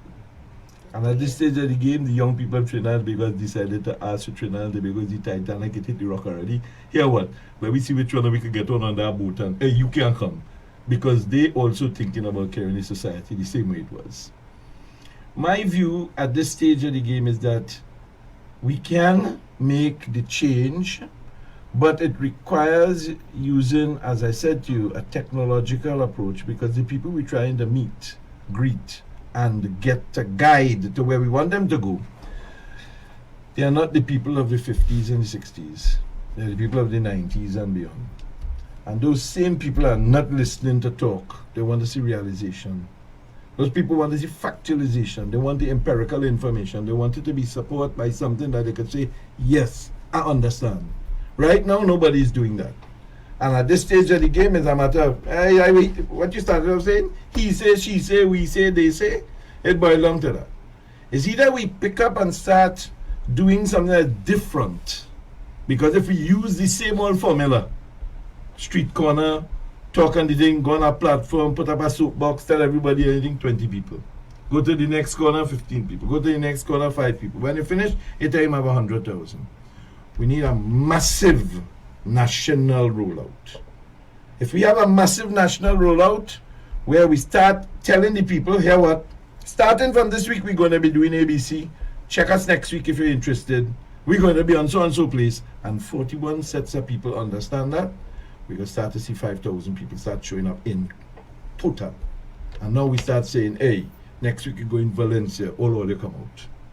Because unless we don't move the people to the power of action, we will be in reaction mode. We need an action-driven society and not a reaction-driven society. Ian. Well, since we are wrapping up, I'm just going to just wrote down something and it's probably just succinctly. What we have to overcome is the syndrome of low expectations on the part of the population. While you're trying to educate and inform and empower them, they have been educated since '62 through the existing systems which are designed for failure, and you have inculcated in them a syndrome of low expectations to motivate those persons from that syndrome is a catalyst that you're looking for to propel them to do anything. If not, the status quo remains.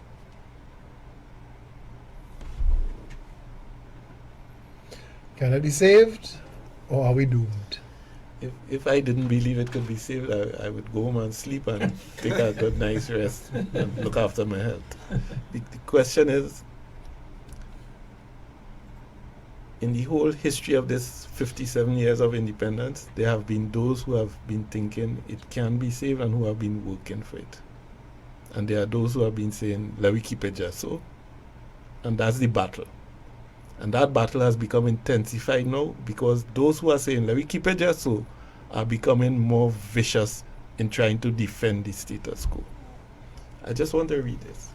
National purpose must precede and influence sectional interests.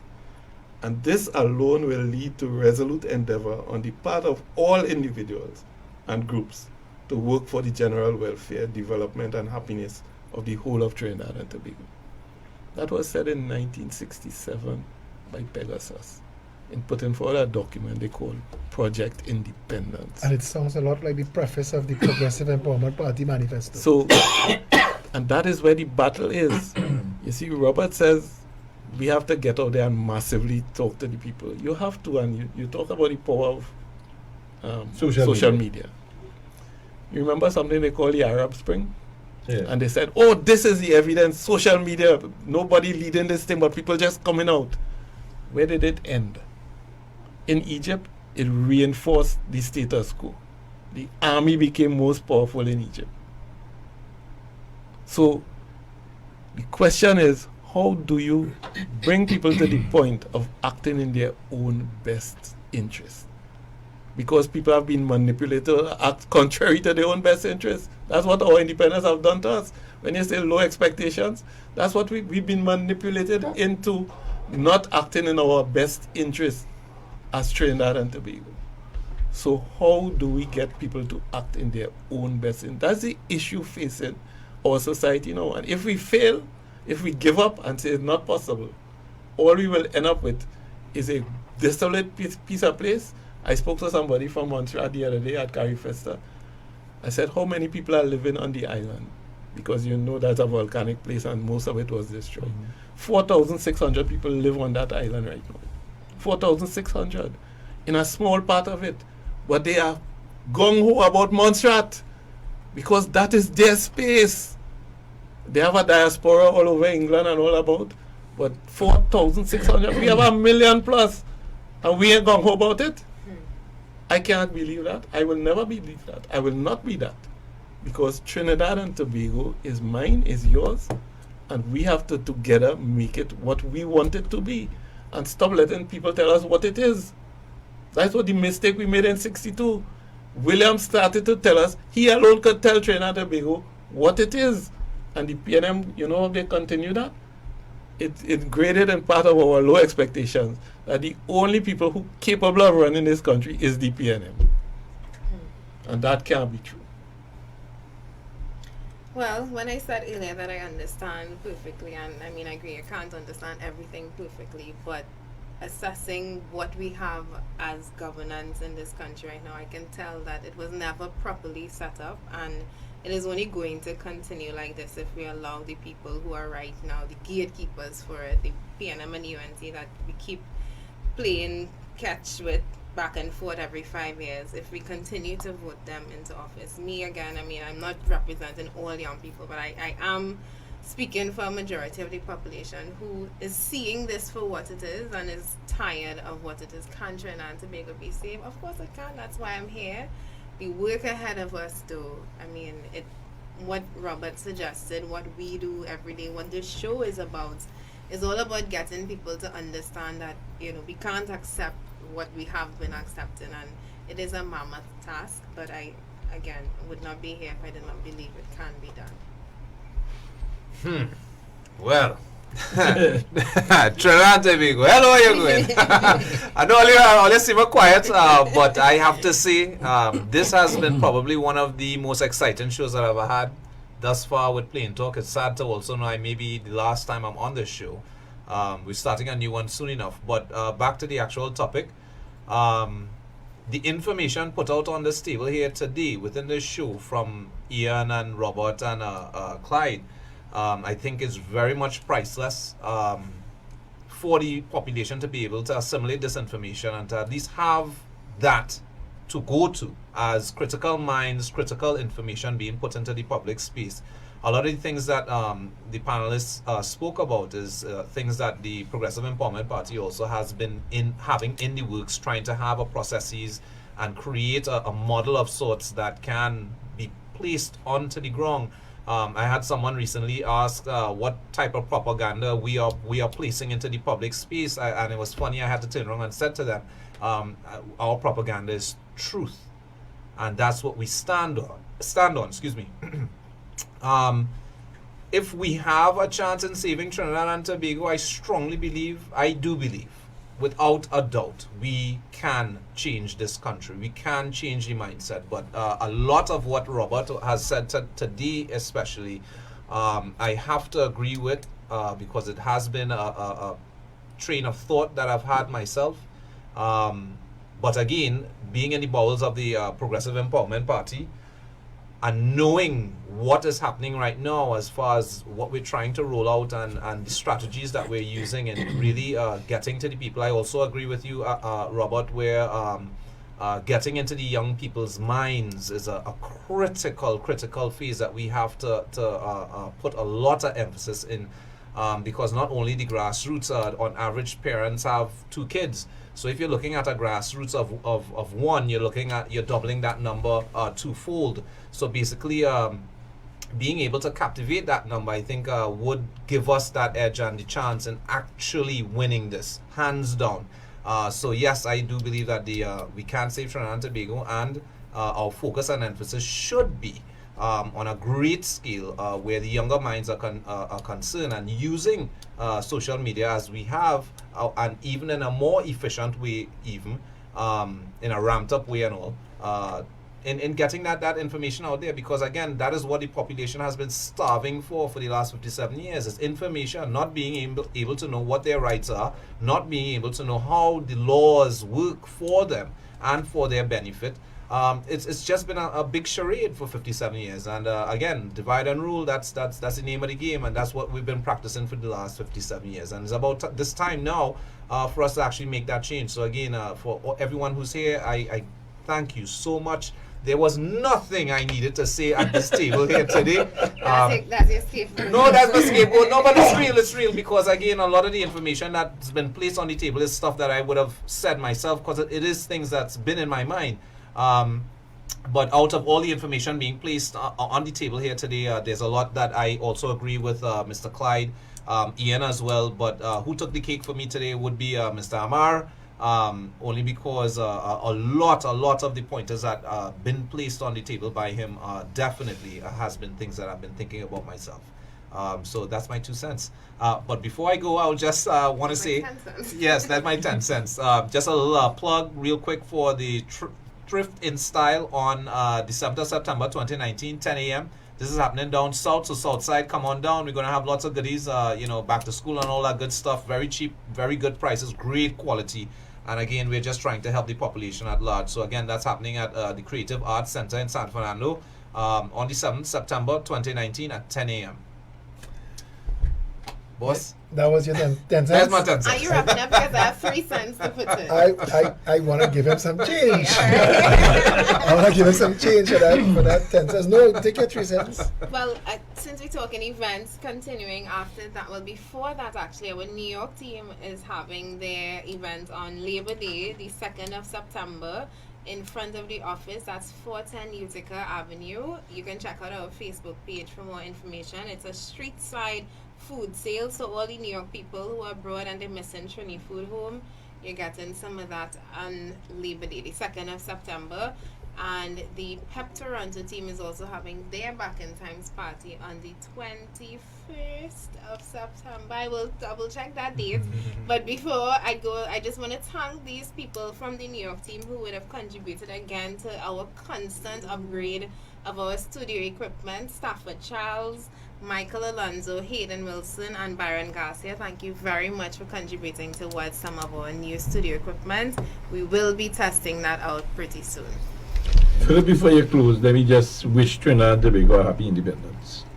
We're not going to be here when we celebrate it. 57 years is a hell of a long time. There's a lot we have to be proud about for our country. Surviving it. Not only No, surviving. as a people, Robert, Yeah. seriously. Yeah. Surviving in madness. But anyway, Yeah. you do your right. But the important thing right now is for us to reflect on tomorrow. Because after the 31st, we start all over again. And we, the people of Trinidad and Tobago, have to really become serious as to what we really want. I am concerned that we have this kind of, what should I say, society that has received a shot of, what is called it again? Novocaine. Novocaine. We seem to be on Novocaine for... Numb. Numb, we numb. And I am really, really appealing to you, the people of Trinidad and Tobago. When you see this this video, get it out to every human being you can get it out to. Because without spreading the word, the reality is we will stay in a cocoon. We need to burst the cocoon. We need to get out of this cocoon. We need to be in the open air. And we need, as you say, Philip, rebuild. Without having anarchy, because really and truly, Clyde is right. You have to be the contributor of the next level of a Trinidad and Tobago you want. If you allow it up to society of elected persons, you will be in the same quagmire, running around like a hamster inside of the cage, just going wrong and wrong until you burn out and then you fall down. And as you put a female inside, you get back up everything. Ravi. Well, we were doing a wrap up, but as everybody doing some small change, I don't know, Clyde, you have some small change, you want to try? You have any 3 cents, 5 cents, you want All I would say is to use, I mean, your imagery is nice about the Novocaine and things, but I think it's more like Dorian. The Novocaine is more like the calm before the storm. Yeah, well, And we've had a storm in imagine 1970 took place 8 years after independence. Yeah. 8 years Yeah, after. correct. I told people that. Forward to the people. The Black 8 Power years after Uprising marched independence. against Eric Williams and the PNM. You have any small change you want to try? Holding all the There's time. enough change around this table. Trust me. Listen, I had written here, politically depressed, numb. Sean Sirarine, he's the deputy chair of this party. We were having a conversation once, and I was telling him sometimes getting people to even stop and listen is like trying to nail jello to a wall. He called it trying to herd cats. It's impossible, herding cats. And to look at, and I really need to thank the people who are on the table. I thank all the guests, all the people who pay attention, all the people who follow, all the people who share. Tony, Felicia, Clyde, Robert, Ian. The fact that people still believe as much as they believe, all the people who contribute to all the work that all of us are doing, and there are a lot of other people doing a lot of other things. There are a lot of other movements outside there, and I know Robert has this idea of a catalyst that could get everybody around a table, and I want to pray, to hope, to wish for that political invigoration. I want to believe that we could get to a place where this mass awakening could happen, where people could wake up and realize, besides myself and my living arrangements and what I need for me, if I don't protect this country, my life will continue to get harder. Things will continue to be dangerous. I won't live a peaceful, prosperous life if I only care about myself. Today, I got 15 WhatsApp messages that the Bayshore people, the Bayshore committee, are celebrating. They have written permission to close the gates at night, so the rest of Trinidad could sink, as long as Bayshore is safe. And that is an insane mindset, and I am not knocking the people of Bayshore who want to sleep in safety. But as I told the people in Bayside Towers, 2 occasions in the past 6 months, bullets left Cocorite and killed people in front of your gate. One was driving by. It's only a matter of time. There are not enough walls. Look at history. There are not enough walls. There are not enough gates. If we do not pay attention to the circumstances that affect everybody in this society, we are sowing the seeds of our own destruction.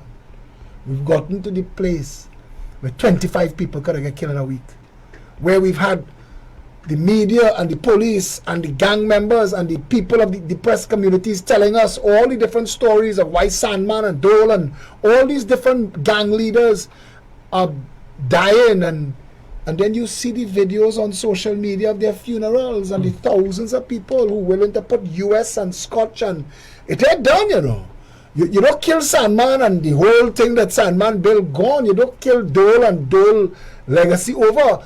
We are growing what Helen Francis sang in Change when he won the Monarch last year. We are building a bandit factory. These people have no hope. They have no opportunity. Wayne Sturge spoke about the 7,000 people that fail out of our education system every year. Fail. Some don't show up, some don't go, some get 0 passes, and you could blame all you want to blame and all the family and the community and whoever. At the end of the day, in 10 years, I 70,000 people that have no hope. True. And where you think they're going? Who you think they're going to turn to when hungry belly rumbling?